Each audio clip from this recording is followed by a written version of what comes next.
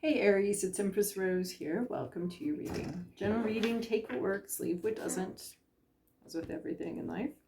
All right, cutting the deck here. The Tower. Well, it sometimes feels sudden, but looking back, we'll be able to say it wasn't quite sudden. But this is a change, and this might not be happening. It's underlying for the reading. Fell on the floor. How towery of you to fall on the floor like that. So could be things coming together very quickly. A shift, a change in fortunes, a shift in who's in charge, who's on top, who's got control over a situation. A structural shift in your life is what we're talking about here. A possibility of that, or thinking about that, or maybe talking about a shift that you've already experienced, or a shift that you know you'll be experiencing. Past, present, inner landscape, what's at issue, environment, to-do list, possible outcome. All right, so it's basically major arcana and swords. So we have 3 swords here, talking about truth, communication, ideas, concepts, truth and communication. And then we have a bunch of our major arcana: the Tower, the Magician, the Devil, the World. And one person, that's you, one little person here. All right, so in your environment you have, or in your recent past, you have the Magician. You made something happen, you created your world, you created part of your world, you created something, you maybe followed a recipe mostly, maybe did a little improv on the way. But you followed a recipe, you assembled the parts, you assembled the ingredients, you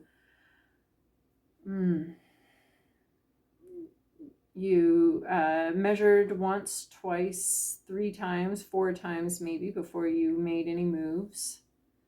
You made something happen, you created a life for yourself. Is this life going to fall, or is something going to fall apart? It feels big. I feel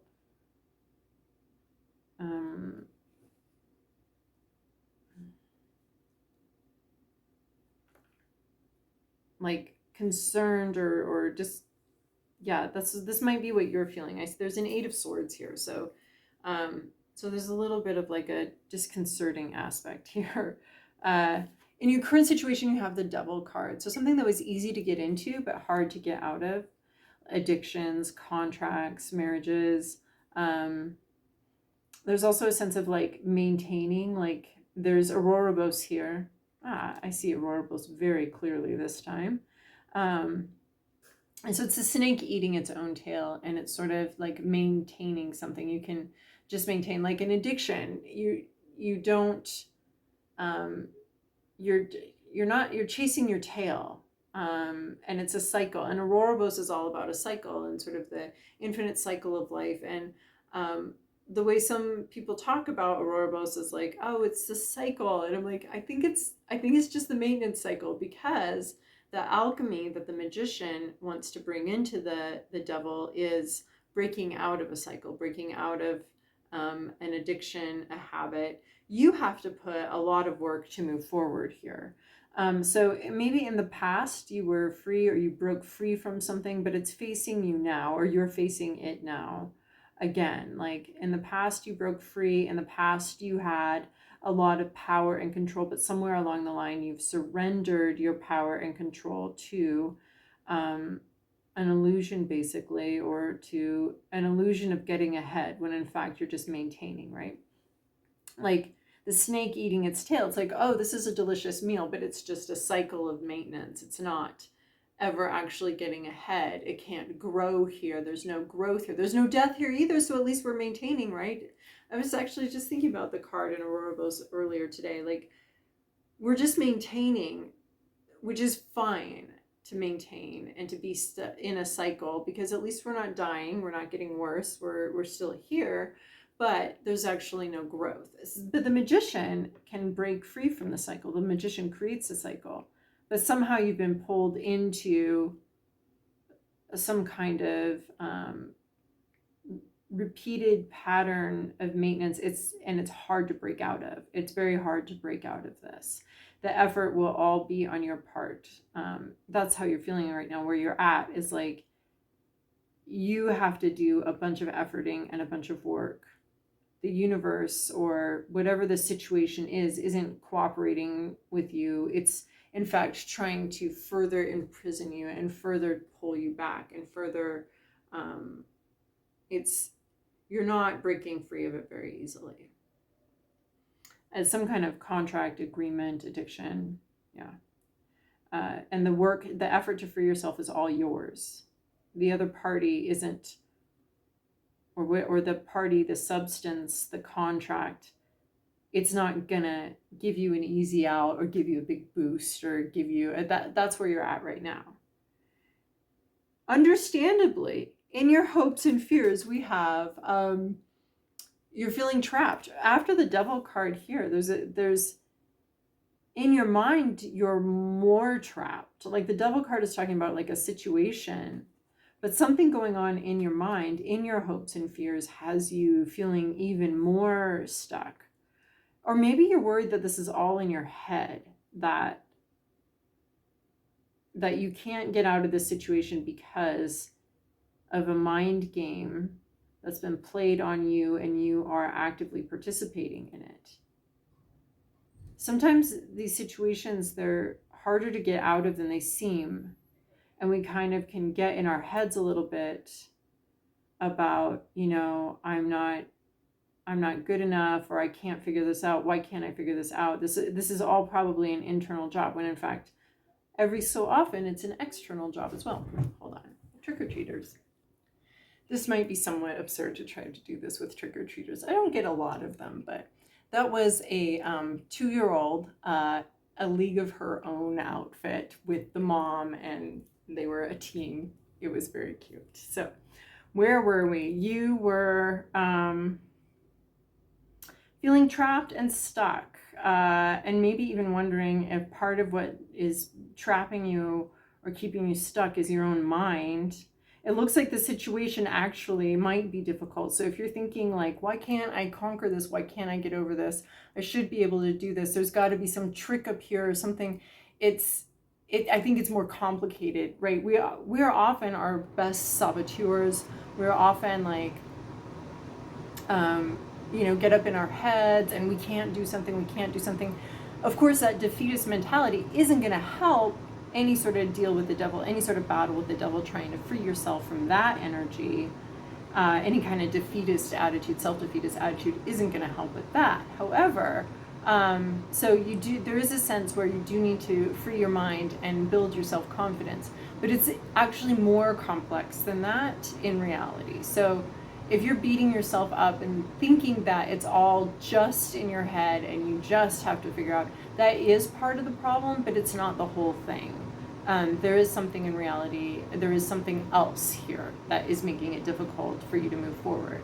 So again, like taking responsibility for your own mind, your own mentality, your own sense of freedom, your own empowerment and self-empowerment in this, but also recognizing that whatever situation you're trying to extricate yourself from is actually a little bit complicated, and it's not actually easy peasy, and it's not all in your head, okay? Look, I got my little like black cat mug. I'm a little like witch on a broom. No, this is the extent of my, and a bowl of candy, of course, but this is the extent of my dressing up here. The world, this isn't over. It's not over. It's not done with. You haven't completed something. It's not completed. Something did not get completed here. So if you were worried about something being over, it's not. If you were hopeful that the whole thing was in your head, it's not. There's still stuff to do. There's not a sense of completion. There's not a sense of ending. There's still stuff that must be done here. It's not over. And that's the problem. In some ways, that's a problem for you. In your environment, you have Ten of Swords. It's over for somebody. They're done getting hurt. They don't want to be hurt anymore. They don't want to be, they've been stabbed in the back. They're feeling very wounded. This could be the situation. The situation is ending, and you may be feeling like you can't extricate yourself. You feel surrounded by swords, and there's no way to go forward here. There is a way to go forward. It is hard though. But the situation, this would be the situation ending and completing. Like, okay, there's nothing else left. There are no more hidden daggers. There are no more, and it's okay for the sun to come out now. It's not over, but it's close to over. The healing will begin soon. There are no more truths to be revealed. There's no more hidden envelopes. There's no more, emails that went to your spam folder instead of to the regular folder, which is like something to watch for, especially I don't know, it's a message coming in here, like check that stuff. There's no more though. We're coming to an end with sort of some of the surprises, unpleasant surprises coming up. Those are done. Someone, if you have been tormented by a specific person, this person is moving on to greener pastures. This person isn't going to be bothering you anymore. Not because they've changed, but because they've just found something better to do or something else that is more amusing to them. So don't take, if someone is not actively like harming or harassing you anymore, it's not because they've changed with this card. It's because they've just moved on. So if they come back later, it's not like they're a totally different person. It's the same thing. So, and this card in particular is what that tells me. So yeah, but the situation looks like it's in its final throes. It's finally ending. It's been painful and long and drawn out. I mean, we have that already with the Devil card. The Devil card isn't some quick little like, oh, I can't get out of this party. I mean, it could be depending on the scale you're working with here, but it's a little bit longer term than that. So something is coming to an end here, and it's not an end that has anything to do with personal transformation. It's an end that has to do with there just not being anything else to expose. Your to-do list is Page of Wands. Curious, passionate, excited, discovery. I would say be open to being new, being open to learning new things, be open to surprises, be very open to an intuitive, almost impulsive event. Be open to the unexpected, an unexpected surprise, an unexpected passion, an unexpected project coming in. You will be a student. You might be a little clumsy. It's part of the necessary order of learning things, is that first we suck at it. There was this phrase, if it's worth that I grew up with. I hope it's been retired, but if it's worth doing, it's worth doing well. And I had heard that as a child, if it's worth doing, it's worth doing perfectly. You should do it perfectly if you're going to do it at all. But, with growth, I understood it to be, if it's worth doing really horribly for a long time before you get good at it. So that's a little bit of the page energy. It's worth doing. You have to start at the beginning, and you have to start, and you're not going to be good. You might not even know what to do with the tools. You might look at the tools. You might use the hammer. Try to use the hammer as a screwdriver. It does work with the little claw at the end if you're up a creek there, but with just a hammer. So it does work that way, but there's a sense here of wanting to, surprise, curiosity. Approach something with a lot of curiosity and passion.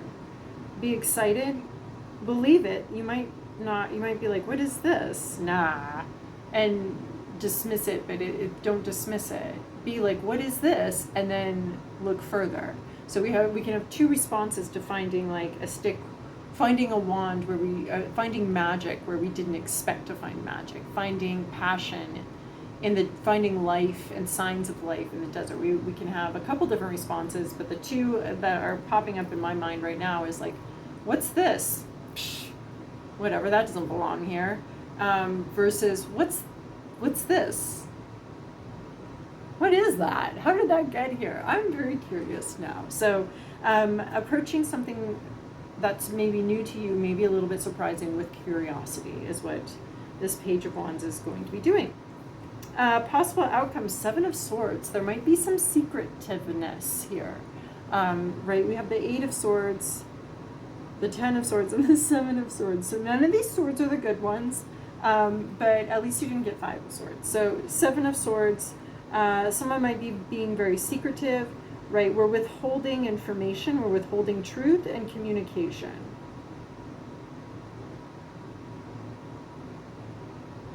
You might find something very surprising and interesting and not tell anyone about it for a while. 7 of Swords is also a card of avoiding conflict. You know, if you talking about something and expressing something is going to create conflict, you may opt for maintaining the peace at this point, until you've sort of amassed your resources and are better able to deal with direct conflict about something or open communication about something. You know, I'm never an advocate of, obviously lies and secrecy are erode relationships, erode trust, and are very generally toxic to our overall experience here. But taking control of the timing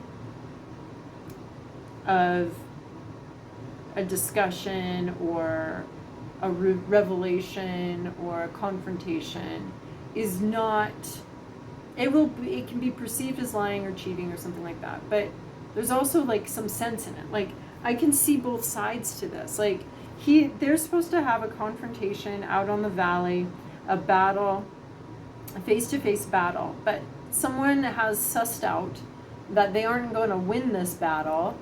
So rather than have the face-to-face conflict, they've sent a spy into the other camp to steal their weapons, to maybe take away their ability to speak the truth. So maybe someone blocks you, or you block somebody else, or something like that, like on social media, like taking that away. Well, that's on the one side, that's a smart move. On the other side, that's a sneaky rat bastard kind of thing to do, you know? So there's like, it depends on your perspective, whether this is a smart move or a terrible move. But there could be some sneaky behavior, and I can see both. I can see, I mean, why wouldn't you do this? If you knew you couldn't win an open conflict, why wouldn't you remove the possibility for open communication, is what this looks like.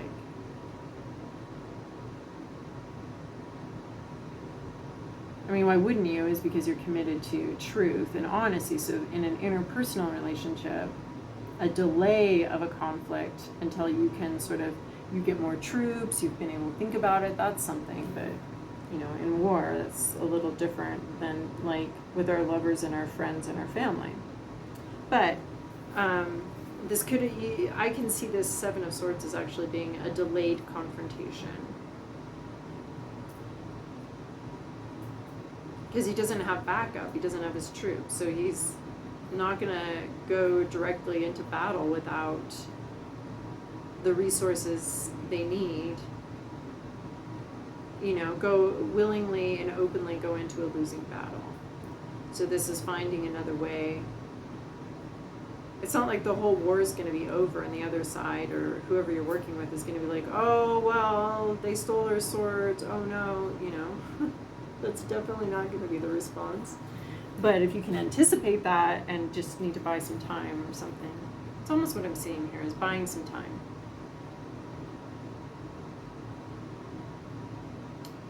Until you really have figured out what's going on, you have more resources. Okay. Let us, synchronicity cards. Okay, Spirit Guardian of Summer, expansion. This can also be like work, work, work. Summertime is the time to be awake, to be aware, to be working, to be moving, to be hard, you know, it's about preparing things for harvest, getting things ready. We have a yellow bird and some apples. So, thinking about synchronicity here, yellow birds, apples, summer, as far as like things that can help you, remind you, I don't know, pull you out of a trance, pull you into paying attention to something, grabbing your attention. And then we have earth spirit stability, which is great because we just have swords, thinking, talking, not talking, actually. None of these swords have a lot of talking involved with them. And a major arcana. So stability, earth spirit. As far as synchronicities, we've got 2 swans here. We've got a green dress, a little fairy. If you see a fairy, pay attention. A willow tree, maybe like a little bank of a pond here, and some lanterns and some butterflies. So, but earth spirit stability, normally we think of fairies as flying around. This fairy is sitting there butt down. This is almost like, I remember hearing a phrase for writers called, I forget who brought it up, but it's called butt glue. And it's where you sit your butt down and you do the work you have to do in front of you. And you need some butt glue to sit your butt in that seat and do your work. Well, and we were talking about this devil card being a lot of work to free yourself from that situation. So, and then we have observant octopus. This is your little prayer. We are praying to, or looking to, the observant octopus for our model here. Complexity, multitasking, and ingenuity. Well, yeah, complexity for sure, and multitasking, and ingenuity. I feel like this is very much an ingenuity card. If you see you're losing, figure out how to at least postpone the battle until you get back up arriving, or until you can bring your resources more together. So, shape-shifting, guardian of the sea, grant me the power of transformation. All right. Shape-shifting, and what's interesting is I think we can see a little shape-shifting here with the fairy that's actually sitting instead of flying around. So maybe shifting how you do something. Grant me the power of transformation. All right, well, I hope that was helpful. Thank you so much for joining me over here. We're going to do an extended over on Vimeo.